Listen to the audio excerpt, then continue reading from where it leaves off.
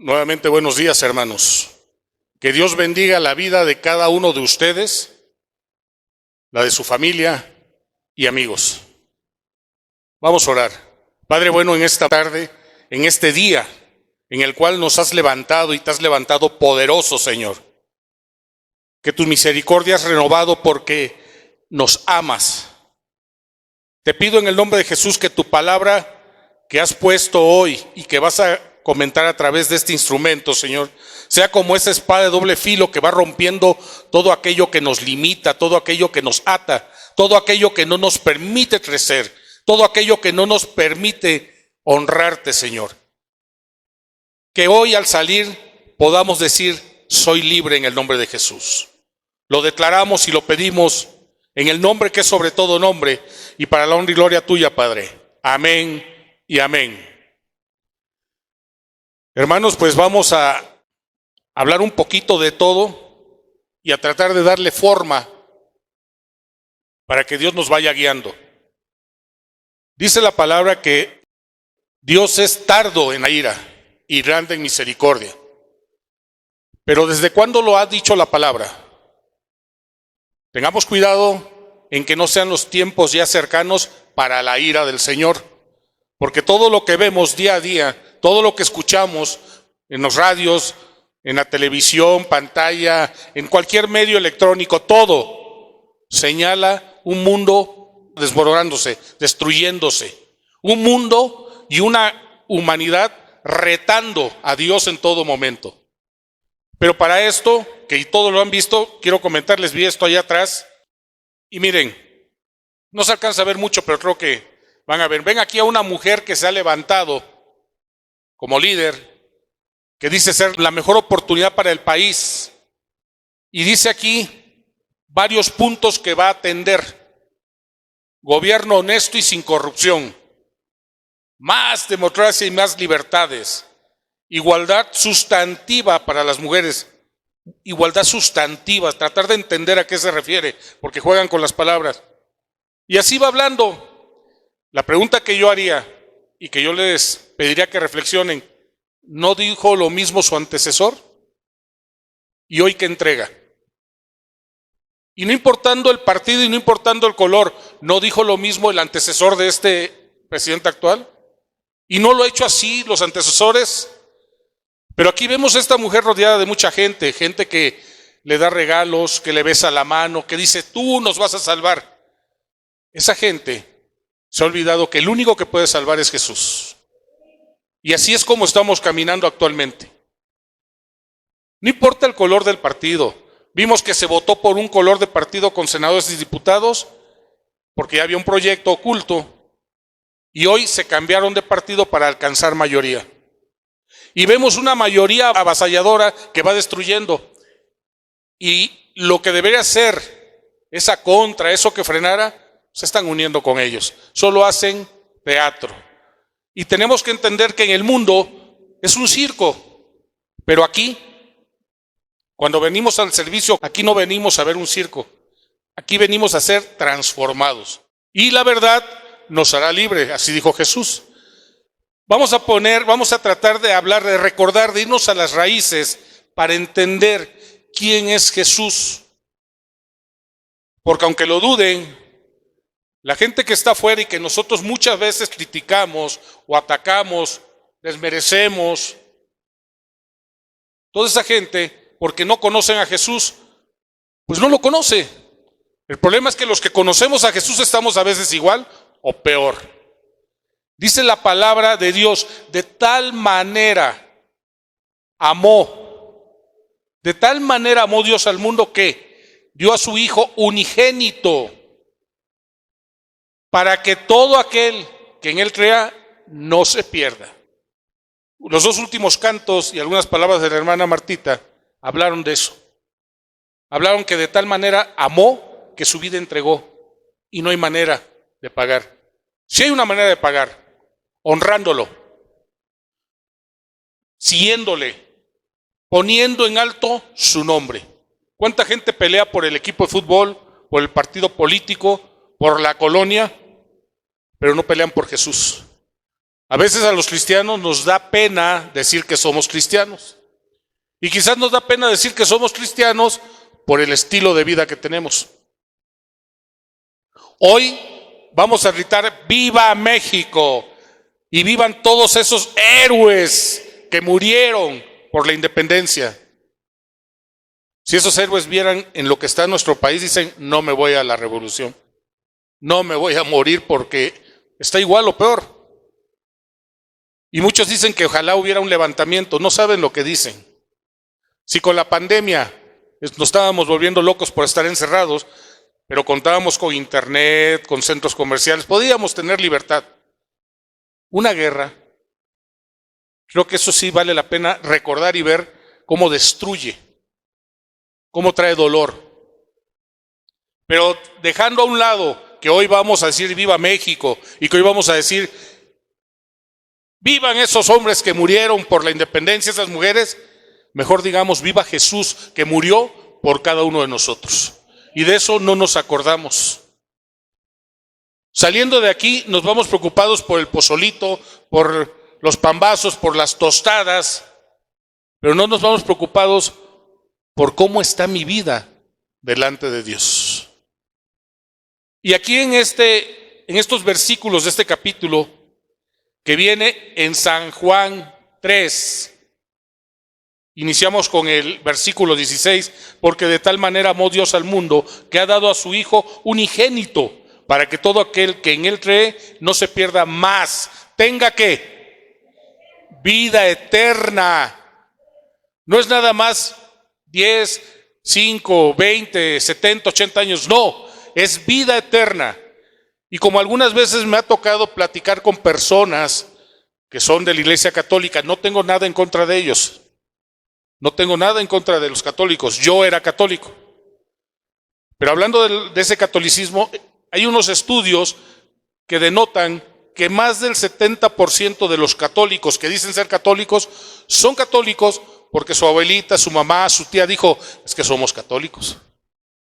Y que solamente visitan a lo que ellos llaman iglesia cuando hay una boda, 15 años, primera comunión, o alguna feria que festejan o celebran algún santo.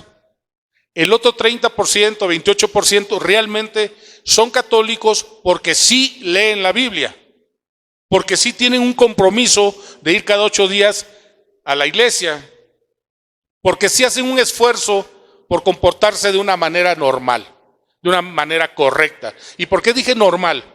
Porque realmente parecemos que los del mundo estamos anormales con todo lo que estamos haciendo.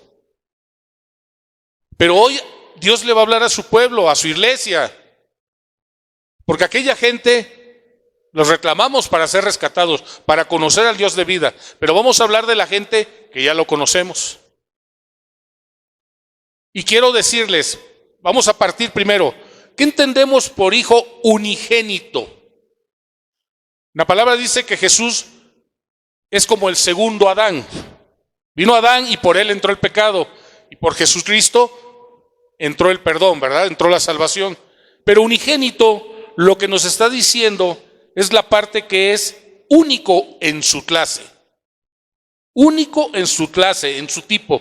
Esa palabra unigénito viene del griego que dice monogenes, que significa el único tipo.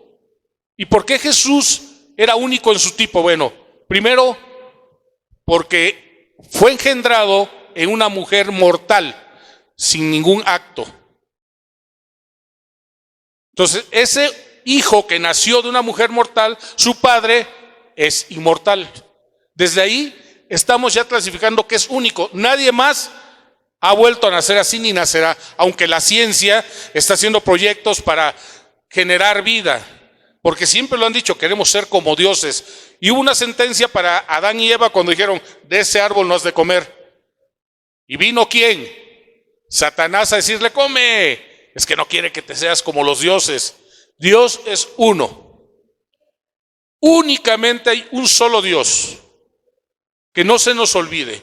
Unigénito porque es único en su tipo. Y Él nos vino a salvar. ¿Y nos vino a salvar de qué manera?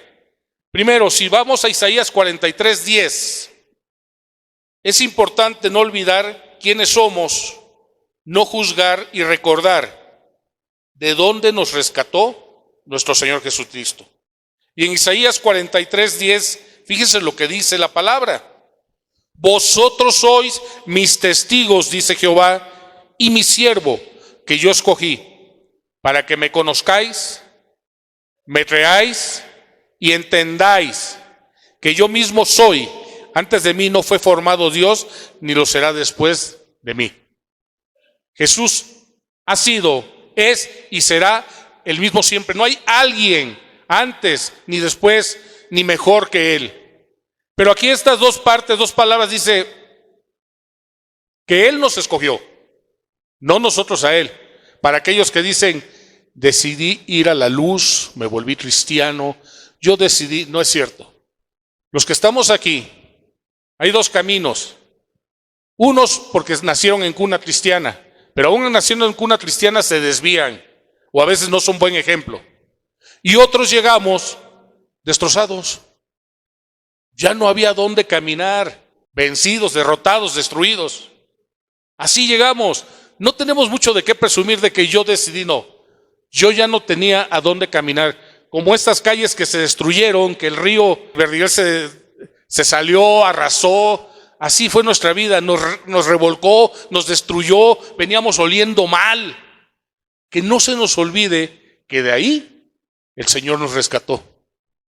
Y ha tenido la paciencia de irnos limpiando, como el alfarero, dándonos forma, corrigiendo lo que echamos a perder, porque Él nos dice quietos, como el alfarero, va dándole forma, y de repente como que se mueve la arcilla, y vuelve a meter al horno, no le gusta, la vuelve a sacar, le da forma hasta que termine como Él quiere vernos. Y nosotros no somos producto terminado, La buena noticia es que seremos producto terminado para la venida del Señor. Pero ojo, aquí veamos qué quiere decir cuando dice testigos y siervos. Testigo es alguien que da testimonio de algo que sabe que es verdad. Siervo es, en los tiempos antiguos, era como el esclavo, el que hacía absolutamente todo, sembraba tierra, la araba, recogía, alimentaba a los animales, porque su señor le daba de comer, le daba un techo. Y habían generaciones de familias que moría el abuelo, pero el padre venía el nieto y etcétera. Así iba.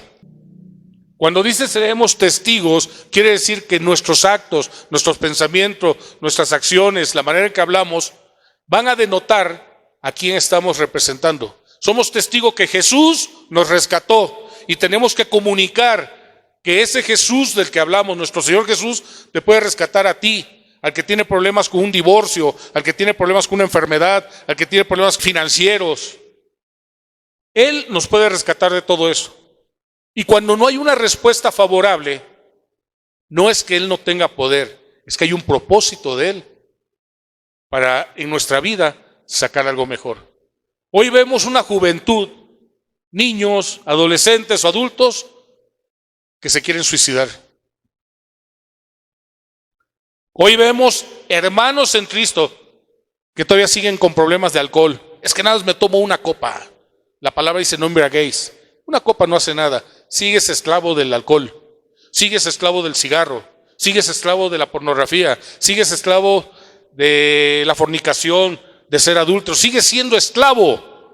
Sigues en ese Egipto donde Dios te sacó, te limpió y dijo, vamos, adelante. Y tú dices, sí, ya soy libre. No eres libre porque lo sigues practicando. Hombre, si tu mujer te dejó, deja de llorar. Ven que fallaste y dedícate a tu trabajo, a tus hijos. Mujer, si el hombre te dejó, deja de llorar, porque Dios es el esposo de la mujer, de la viuda, es el padre del huérfano. Búscale a Él y tendrás libertad. ¿Qué es lo que dice la gente hoy? Vemos estos jovencitos o adultos que están saliendo del ropero.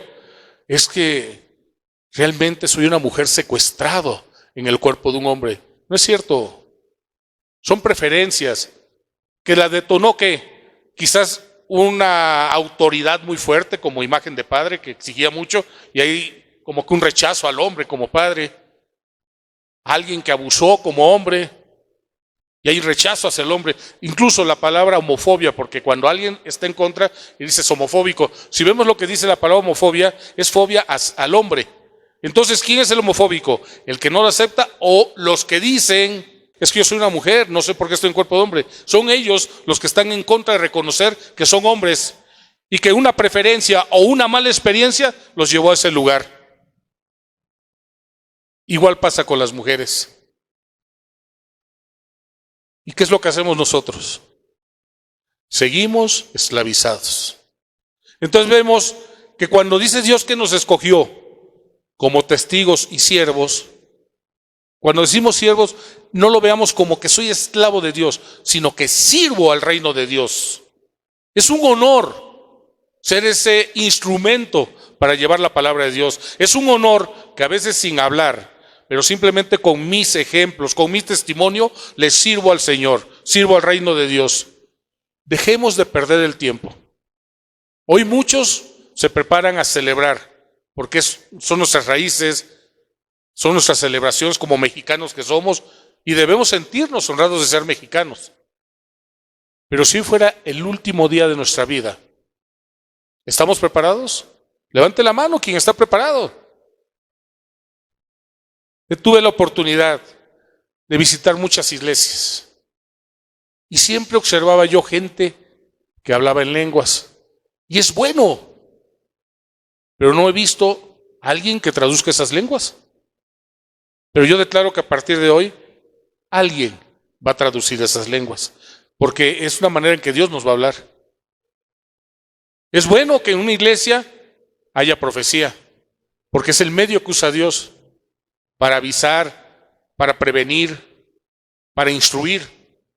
No es Él, porque hay veces que nos desviamos tantos como cristianos. Hoy en este momento estoy hablando al pueblo de Dios, que decimos, vamos con el hermano Juanito porque ora y sanan los enfermos. No te pierdas, el que sana es Jesús y es en su nombre. El hermano Juanito es el instrumento y nada más. Nada más. Pero nos desviamos y así como nos desviamos, seguimos caminando y caminando. Y 20 años después de estar yendo cada domingo, escuchar la palabra, salir con la renovación, decir, ahora sí, pero en cuanto tengo contacto con el mundo, con el exterior, me transformo. Cuando esa transformación venida de Dios, no deberíamos perderla. No deberíamos perderla. Sin embargo, así andamos. Días buenos, días malos. Días en que me siento muy lleno del Espíritu y días en los que me siento vacío. Y como dijo la hermana Martita hace un momento, podemos sonreír aunque haya un dolor en nosotros, porque tratamos de honrar a Dios, porque tratamos de decir, Padre, en medio de este dolor, tú sigues siendo Dios y tú sigues siendo bueno. Cuando nos está yendo bien y decimos Dios es bueno, es bendición.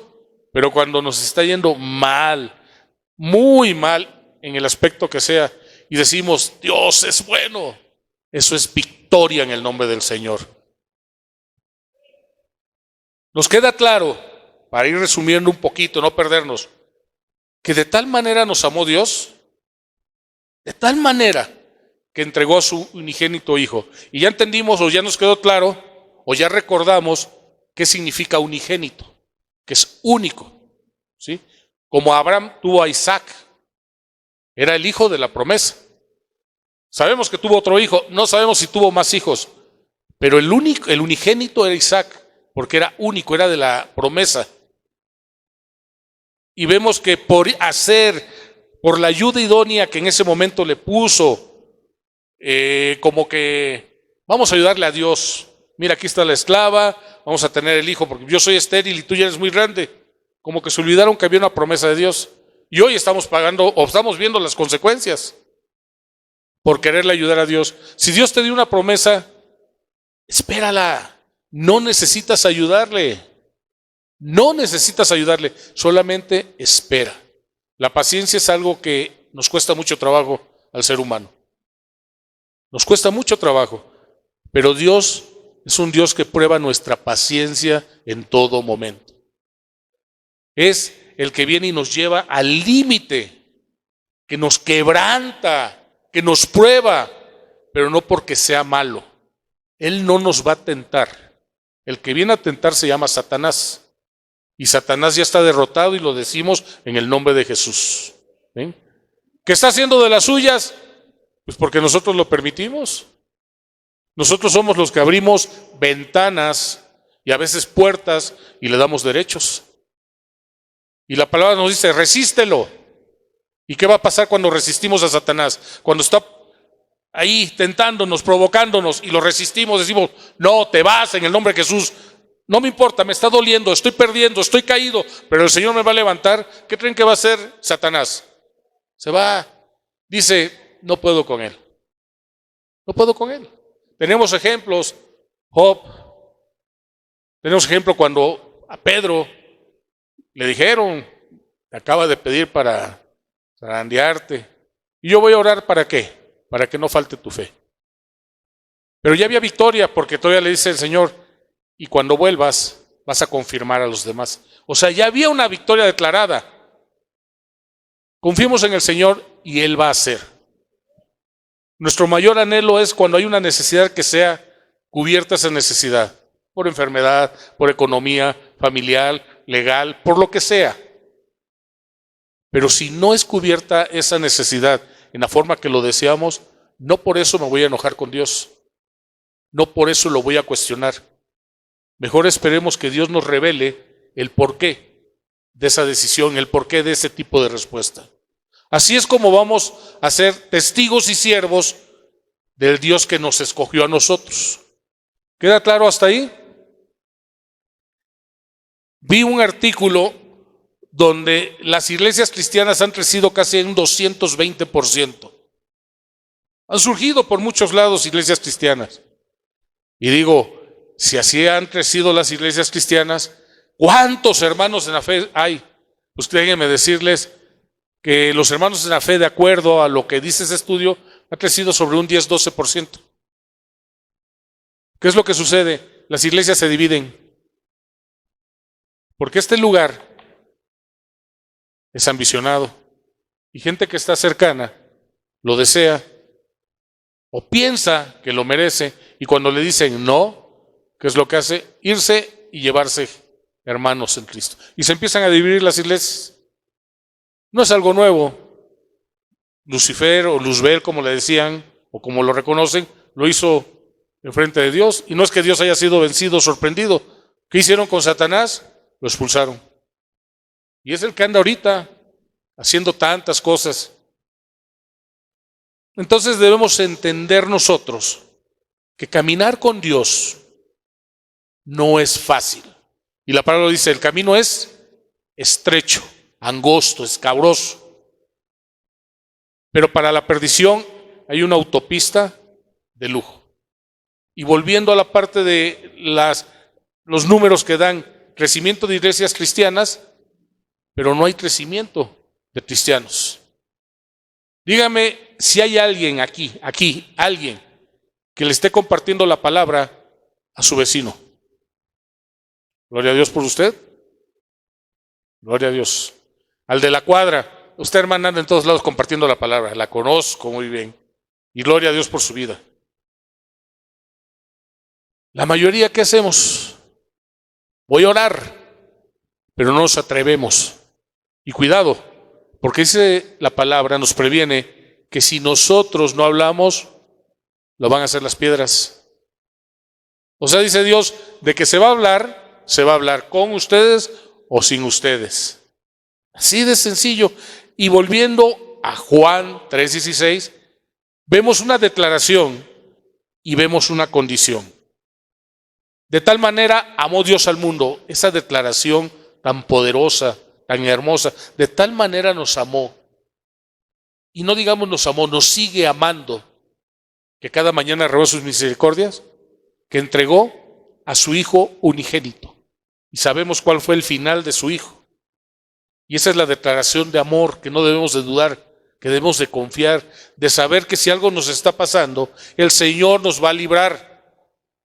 A veces el Señor nos lleva a algunos lugares y a veces nosotros nos metemos en algunos lugares que cuando volteamos a ver, dice uno, ¿y por dónde llegué? Me quiero regresar, pero ya no encuentro ni por dónde me metí, porque estamos haciendo nuestra voluntad. Los cristianos nos dejamos todavía deslumbrar por lo que ofrece el mundo. ¿Y el mundo qué ofrece? Placeres, tentaciones. Los cristianos, y fíjense lo que dice Dios, dice, buscar primeramente el reino de Dios y su justicia. Busquemos a Dios, caminemos con Dios y pongámonos bajo su autoridad. Esa es la interpretación fácil de busquemos primeramente el reino de Dios y su justicia. Y dice, y todo lo demás será añadido. ¿Qué creen que hacemos los cristianos? Andamos buscando todo lo demás y nos olvidamos de Dios. Y cuando estamos bien, es que soy cristiano, Dios es bueno, Él nunca nos deja. Pero cuando nos está yendo mal, yo no entiendo a Dios. ¿Por qué? Si dice ser bueno, si Él ha dicho que si nosotros que somos malos damos cosas buenas a los hijos, que Él dará mejores cosas. Pero ¿por qué no nos echamos un clavadito y con valor hacemos una autorreflexión? ¿Y qué seguimos haciendo? Seguimos envueltos en chismes, seguimos envueltos en acusaciones, seguimos llegando tarde, seguimos sin compromiso, seguimos acusando al hermano o a la hermana. Cuando hay una predicación, acostumbrémonos, cuando oigamos, a partir de este momento, acostumbrémonos, que cuando oigamos la palabra digamos, Señor, ¿qué viene para mí? Dame lo que es para mí. Y dejemos de estar diciendo como en el voleibol, ahí te va la bolita, es para ti. Ah, no, yo creo que es para aquel. Olvidemos de eso. Eso no le gusta a Dios. Vivimos de apariencias. Aparentamos ser buenos hijos de Dios, buen hermano, buen cristiano, pero son apariencias. Nos queremos ver muy entregados. Es que yo sí danzo, es que yo sí oro. Dios está viendo no los movimientos, como está viendo nuestro corazón. No lo vas a engañar. Deja de estarte engañando. Y levántate como un verdadero siervo de Dios, como un verdadero testigo de Dios, pagando el sacrificio de Dios al entregar a su unigénito Hijo. Hermanos, que su Dios sigue siendo el dinero. De veras, el dinero. No hacen sus cuentas bien para dar el diezmo, mucho menos van a dar una ofrenda, Y piensan que va bien. Gente que tiene empresas y se pone un sueldo, y a lo mejor la empresa ese mes dejó 1 millón de pesos de utilidad, pero yo voy a dar nada más 20,000 pesos porque mi sueldo es de 200. Dice que tenemos que dar diezmo de todo. De todo. Pero así nos queremos pasar de listo y así creemos que estamos bien. Y engañamos a los demás, pero a Dios no le vas a engañar. Y de hecho te digo, para todos esos que seguimos tomando la copita el fin de semana, seguimos fumando, seguimos teniendo doble vida, seguimos en la pornografía, en el adulterio, seguimos haciendo todo aquello, seguimos teniendo en primer lugar el dinero, la recompensa ya está dada. Dios ya le dio recompensa a todos. Como padre o como madre tenemos que ser ejemplo para los hijos, estar atento a los hijos. ¿Qué tienes? ¿Qué te preocupa? Porque el enemigo se está metiendo, está destruyendo generaciones. Y hoy uno de los estandartes, los eslogan, es la homosexualidad, es la drogadicción. Y todo eso viene respaldado a través de tanta tecnología. Hoy vemos a los hijos que estamos en la mesa comiendo y siguen en el celular. Incluso, no dudo que alguien que esté ahorita aquí esté en el celular y esté viendo otras cosas, menos la Biblia. Porque así andamos. Y si creen que engañamos a Dios, no, puede ser a los demás. A Dios no le vas a engañar. Los hijos que dicen estar trabajando, dicen estar en escuela y andan en otros lados. Ya hay recompensa para ellos. Están mintiendo. El alcoholismo es una enfermedad, lo sabemos, pero se necesita valor para enfrentar la enfermedad. Hay gente que tiene un cáncer y aunque va debilitado, va a recibir su tratamiento. Pues lo mismo el hombre que tiene problemas con el alcohol, el hombre que tiene problemas o la mujer que tiene problemas con la droga, lo que tiene que hacer es ir y enfrentar esa situación y alejarse de esas cosas. En Alcohólicos Anónimos dicen un día a la vez. Hoy no tomas, ya es victoria, vamos por otro. Dios cada mañana está renovando su misericordia para que corrijas lo que ayer no pudiste corregir. Y así puede estar durante años. Tardo en la ira, grande en misericordia. Pero no olvidemos que el pueblo de Israel estuvo durante 23 años pecando, haciendo todo lo que le decía el profeta que no hiciera. Llegó un momento que Dios dijo, hazte a un lado. No es que no hayas podido, es que ahora voy yo. ¿Y qué pasó con el pueblo de Israel en esa ocasión? Lo entregaron a la esclavitud porque no obedeció. No esperes a que te entreguen otra vez a la esclavitud, a que Dios te diga no más. Las apariencias es como la gente que gasta mucho, se viste de una forma muy elegante y uno dice, le ha de ir bien, tiene un buen carro, la ropa, y que además habla de una manera que comunica que le está yendo bien, pero son apariencias, porque muchas veces en cualquier momento le embarga el banco. Tantito que se descuide, tantito que tenga un descalabro económico, pierde todo, porque son apariencias. Hay gente que es muy sencilla y realmente tiene mucho recurso. Nuestro Señor Jesucristo no vino a aparentar siendo el Hijo de Dios. Es más, Él se despojó y Él vino a decir, es que yo vine a servir, porque nuestro Señor Jesucristo vino para perdón, para salvación. Cuando vuelva a venir, bueno, ya sabemos para lo que va a venir. Pero en esa ocasión vino para salvación. Entonces nosotros como testigos y siervos de Dios tenemos que trabajar en la misma línea. Cuando yo me acerco a alguien, no es para condenarlo, no es para maldecirlo, sino es para ayudarlo a su salvación. De esa forma tenemos que movernos. Cuando alguien tiene una necesidad, nuestra mente vuela tan rápidamente en las tinieblas, y ahorita vamos a entender el concepto de tinieblas, que lo primero que dice, en lugar de decir, Dios tenga misericordia, Dios lo rescate, Dios le provea, ay, algo está haciendo el hermanito, algo está haciendo, por eso le está yendo así. Quitemos de nuestra mente que cuando entramos al desierto es por castigo, porque muchos dicen es que Dios me trajo al desierto otra vez. Entrar al desierto es tener mayor intimidad con Dios y es prepararnos, entrenarnos para algo mejor, porque algo viene. Jesús entró al desierto porque era malo, entró al desierto porque tenía que pasar esa prueba, iba a ser tentado, pero no cayó. Y es más, la palabra dice que cuando salió del desierto, ¿salió con qué? Con poder.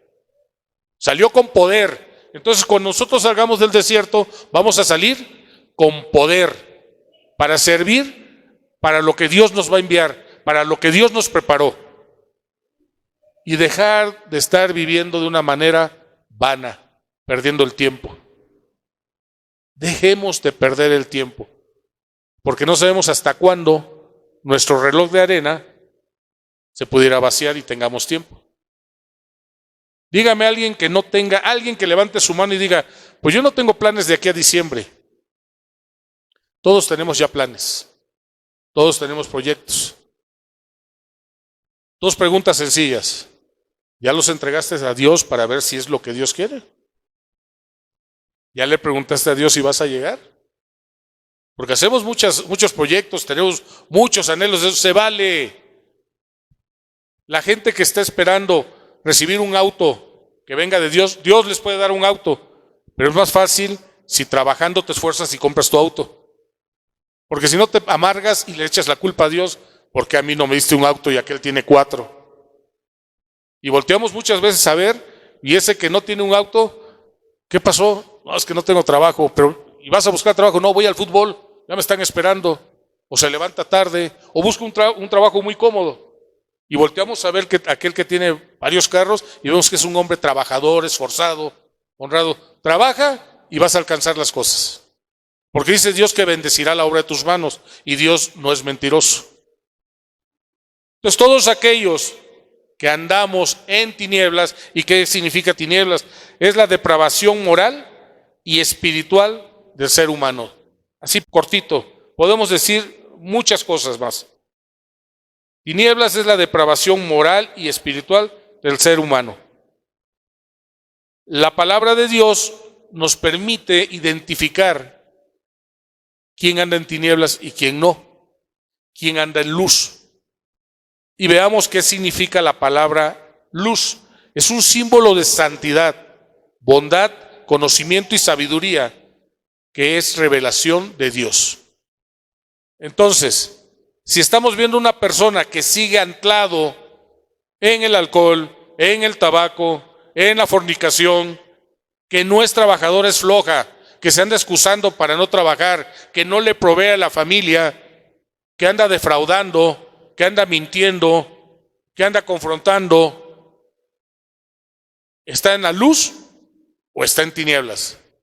En tinieblas. ¿Y hay cristianos así? Desgraciadamente sí. Hay cristianos que llegan a una congregación para defraudar, para mentir, para dividir. Hay cristianos que andan afuera defraudando, que se consiguen hasta credenciales porque van a recoger despensas o recursos para llevar a no sé dónde, pero no es para Dios, es para vivir ellos. Y vemos gente esforzada, gente que trabaja mucho, que su trabajo es muy cansado y todavía se da tiempo para orar, para leer la Biblia, para apoyar, para servir. Podemos ver cómo la palabra de Dios nos marca la diferencia entre andar en tinieblas y andar en la luz. Y el que diga, yo creo que le está exagerando el hermano, no importa lo que yo diga, y no lo estoy diciendo yo, viene aquí en la palabra. Lo que yo diría es, lee un poquito más tu Biblia, para que te des cuenta que eso viene de Dios. Y para eso vamos a San Juan 3, pero vamos al versículo 19. ¿Ya están conmigo? Y dice la palabra, y esta es la condenación, que la luz vino al mundo. ¿Quién es la luz? Jesús. Y los hombres amaron más que las tinieblas, que la luz, porque sus obras eran malas. Si alguien pensó que estaba yo hablando de más, aquí Dios te está corrigiendo y te está diciendo, no te hagas. Porque hoy te estoy diciendo a ti que algunas de tus obras no son agradables a mis ojos. Déjalas de hacer. El 20, porque todo aquel que hace lo malo aborrece la luz y no viene a la luz, para que sus obras no sean reprendidas. Antes no existía la ley. Se dio la ley y con la ley lo que sirvió fue para marcar a los que estaban fuera de la ley. Para reprender, para corregir, para frenar a todos los que no cumplimos con la ley. ¿Se han visto donde dice prohibido estacionar? Hay cocheras, no se estacione, respetaré su auto. ¿Y qué es lo que hace la gente? Me estaciono. Y cuando salen, en lugar de decir, discúlpame, espérame, fue un minuto, hombre, ni que fuera tuya la calle. La calle no, pero ese espacio es mi derecho. El hombre que dice que prefiere ser mujer, ¿es culpa de Dios? No es culpa de Dios, son sus preferencias. La mujer que dice que le gusta más una mujer que un hombre, son sus preferencias. Y la tecnología abre ese campo, abre ese inmenso escenario donde hay más perversión. Y mucha gente se congela, se queda ahí. Deberíamos de tener más cuidado o involucrarnos un poquito más en qué es lo que ven mis hijos, qué es lo que escuchan mis hijos, a dónde van mis hijos. Porque luego los padres nos podemos justificar, Señor, tú sabes que yo trabajo mucho. ¿Dónde estabas tú si tú los tenías que cuidar? No, el Señor te dio hijos y tú vas a dar cuentas de tus hijos. Y la palabra dijo, como dijo Dios a Josué, esfuérzate y sé valiente.